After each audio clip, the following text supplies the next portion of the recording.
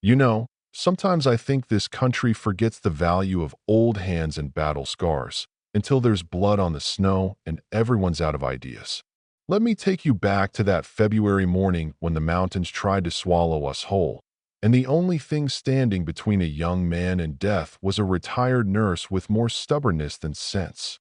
Grace Hammond, 67, gray hair tied back, lines on her face that ran deeper than the canyons around her Colorado cabin, woke up to the kind of storm that rattles windows and souls. Her little kitchen radio crackled with one of those updates you pray never comes. A rescue chopper had gone down on Ridge Peak in the middle of a wideout. 6 souls on board. Most folks in town heard it and shook their heads, hoping the professionals would handle it. But Grace, she didn't just hear distress. She heard a call to arms. The same way she did when she was 22 and fresh out of nursing school, before 3 tours in the Middle East turned her hands into something more than just gentle. They were damn near magical in a crisis. She showed up at the ranger station in her scuffed boots and battered parka, her old canvas medical bag slung over one shoulder. You ever see a room full of young hotshots, all tech and no memory? That's what she walked into. Fancy machines beeping, team jackets shining, everyone talking protocols and rapid response. The team leader, Captain Stevens, nodded at her but didn't really see her. Jake, a cocky paramedic not yet old enough to remember 9/11, snickered. "Ma'am, this isn't exactly a knitting circle." Sarah, a nurse who wore her certifications like medals, just glanced at the old bag and said, "We've got everything under control." Yeah, that happened, but they were short-handed, so they let her ride along.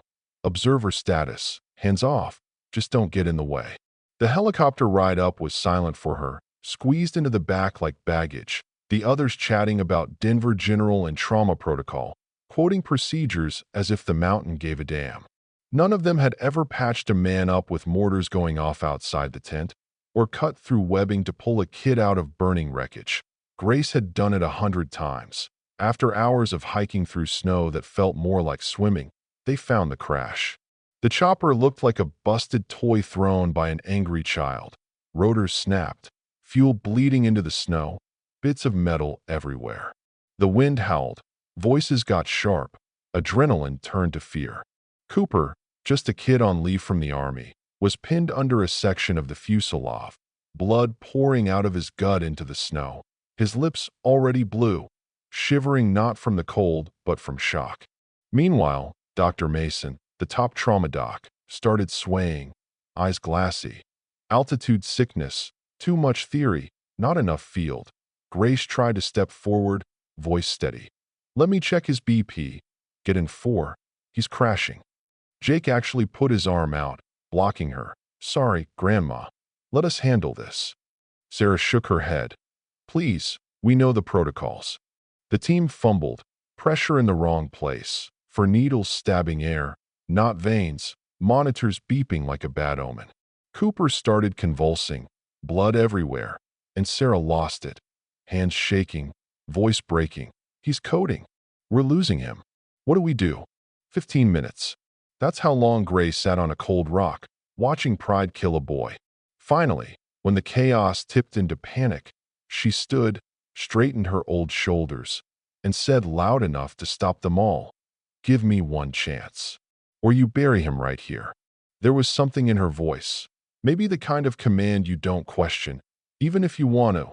She opened her kit. Inside, tools that belonged to another era. A scalpel polished smooth, for lines wrapped in a faded army bandana, scissors that had cut through uniforms in Baghdad. "No, child, he's not gone," she whispered. She slipped in the 4 with hands that didn't shake, found the vein first try, started a line. 1 minute. 90 seconds. Cooper's pulse came back under her fingers like a miracle, strong and stubborn as mountain stone. The others stared, breath held. Sarah, all pride gone, just watched as Grace barked orders. "Pressure bandage. Not there here. Full palm. Jake, not fingertips. Sarah, stabilize the head. Forget the fancy collar. Use your jacket." She moved like a field general, dividing them into squads, her voice cutting through the wind. The whole crew, even Captain Stevens, just followed, finally realizing this wasn't some old lady. They were watching a legend at work. And then, twist of fate, the mountain wasn't done. Halfway down, a rumble like thunder, avalanche. The rope snapped. The stretcher with Cooper skidded toward a drop that spelled instant death. No hesitation. Grace threw herself after it, her own harness anchoring her, digging boot heels into ice, shoulder wrenched near out of socket. But she stopped the stretcher 10 feet from the edge. The others, younger, stronger, just stared in shock. 67 years old, and she saved him, body and soul. Back at the station, Grace collapsed in a heap, hands stained with blood, knees torn through her pants. But her eyes, man, those eyes, still sharp, still burning. News traveled faster than any of them expected. A photo of her went viral. Retired nurse saves rescue team, who doubted her? Old comrades recognized her name. Colonel Michael Torres from Texas called up to confirm. You have any idea who she is? 3 tours, Delta Medical. She went in when no one else would. Reporters swarmed, and the young nurses who'd brushed her off now stood on live TV, voices trembling with gratitude and awe. She used methods I've never even read about. She saved him when we were all lost. Cooper, safe at last, asked for her at the hospital. She just held his hand, smiled the way only someone who's seen death walk away can, and said, "You're welcome, son. Next time, don't make it so dramatic." And you know what? The military called her up, wanted her to teach a course, real world, not theory. Grace just nodded. About time someone taught what can't be put in books. A month later, that whole rescue team came up her mountain with a hand-carved sign, Hammond Pass, where experience saves lives. They planted it at the trailhead, a tribute not just to one woman, but to all the grit and knowledge that never makes the news until it's the last thing standing. Now hikers, climbers, and even new rescue squads come just to look at that sign, to ask, what really happened that day? They find out pretty quick that sometimes courage and experience beat fancy gadgets and fresh diplomas every damn time. Grace still lives in that cabin, her kit by the door, never waiting for thanks or medals, just listening for that radio. Because heroes don't retire, they wait for the next call. So I gotta ask, where do you draw the line between old wisdom and new rules? Would you trust the handbook or the hands that already saved 100 lives? Let me know what you think. Does real heroism ever get old? Or do we just get too blind to see it? Drop your thoughts below, because I've seen enough to know when it all goes wrong, it's the folks you almost ignored who end up pulling you back from the edge. You'd think after all that, Grace Hammond would finally get to hang up her boots for good. Maybe just sit by the window, watch the seasons change on the mountains, and sip coffee while the world finally gave her a little peace. But let me tell you, the world's got a funny way of sending trouble right back to your door, just when you start to believe your job is done. It was only 2 months after that infamous rescue, when the snow was starting to melt and rumors about Hammond Pass were still flying around town. One afternoon, a beat-up truck pulled up to Grace's cabin, tires crunching through the slush. A stranger got out, a tall, stocky guy with sunburned skin and a sheriff's badge half hidden beneath his coat. Sheriff Carter, new in town, but already carrying that look like he'd seen every kind of mess you could imagine. "Ms. Hammond," he said, taking off his hat, "we've got hikers missing. 2 college kids, city folks, took the East Trail, got caught in a rock slide. Rescue teams short on hands and—" He glanced at her battered kit by the door. "I was told you're the one to call." Now Grace could have said no, claimed she was too old, pointed at her still bruised shoulder. But if you know Grace, you know she just gave him that level stare, reached for her boots, and said, "How bad?" No speech, no grandstanding, just the facts. The new rescue crew, half of them fresh-faced volunteers who'd only heard legends, followed her up the switchbacks, nerves humming, eyes darting every time the wind whistled through the trees. There was a tension in the air, the kind that comes before something snaps. Grace moved at her own pace, stopping now and then to check the slope, reading the land the way some folks read a book. "Watch the mud here," she called out, slides still fresh. Stay tight, eyes up. The others fell in line. Even the cocky ones. Halfway up, a sudden crack. A loose boulder tumbled down, sending two rescuers scrambling. One, young woman named Tessa, the rookie, lost her footing, fell hard, leg twisted under her. Instinct took over. Grace was at her side before anyone else moved, her hands already searching for the brake, her voice low and steady. Breathe. Tessa, you're going to be all right.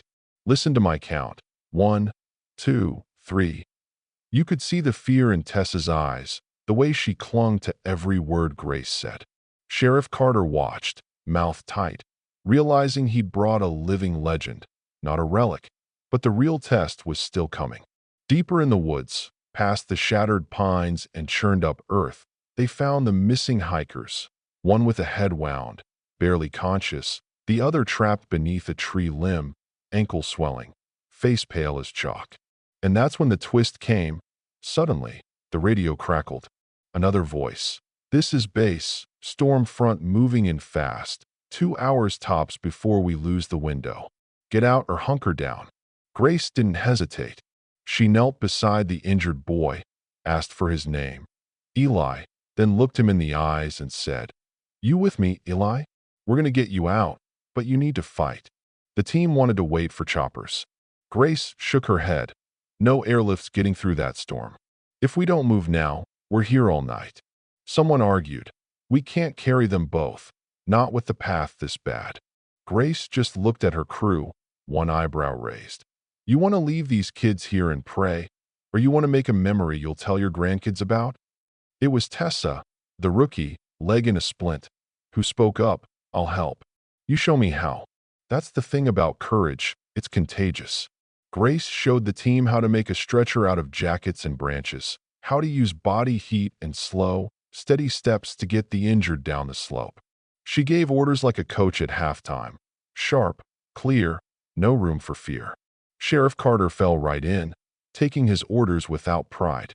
They moved as one, every step a battle against the mud and wind, every breath heavy with the weight of 2 young lives at 1 point. Eli stopped breathing, face going slack. A hush fell over the group. Grace slapped his cheek, pressed her lips close, and growled, "Don't you quit on me, boy." She pumped his chest with practiced hands. 1, 2, 3, until he gasped, color returning. The rookie, Tessa, was crying now, but she didn't break. She steadied the stretcher, teeth gritted, refusing to let go. The storm hit as they reached the edge of the tree line. Cold rain lashing, lightning turning the trail to a river. But there it was, the ambulance waiting, lights spinning in the dusk. They got the boys inside, soaked to the bone, exhausted but alive. Grace just leaned against a pine, rain streaming down her face, chest heaving with relief. Sheriff Carter came over, offered her his coat, and said, "I owe you a drink, ma'am."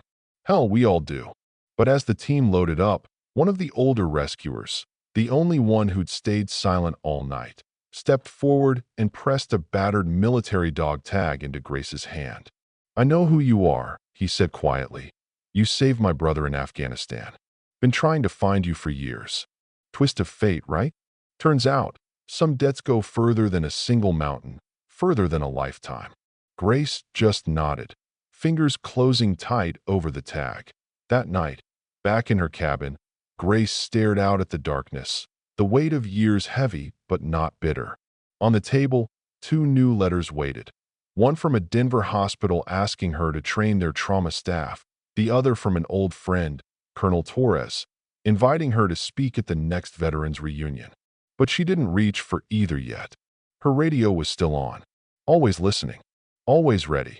You see, the truth is, no matter how many times the world tells you you're past your prime, there will always be a moment when all that grit and all that pain turn into something life-saving, for strangers or for family. And the folks who once doubted you, they'll end up following your lead when the chips are down. So I'll leave you with this. In a world obsessed with shiny new things, do we ever truly value the wisdom that only hardship brings? When everything falls apart, Do you reach for the latest manual, or do you trust the weathered hands that pulled people back from the brink more times than you'll ever know? Drop a comment below. Tell me where you stand. Is real courage timeless, or is the world just too quick to forget? You tell me, because out there in the wild, sometimes the only thing between life and death is the courage to try again.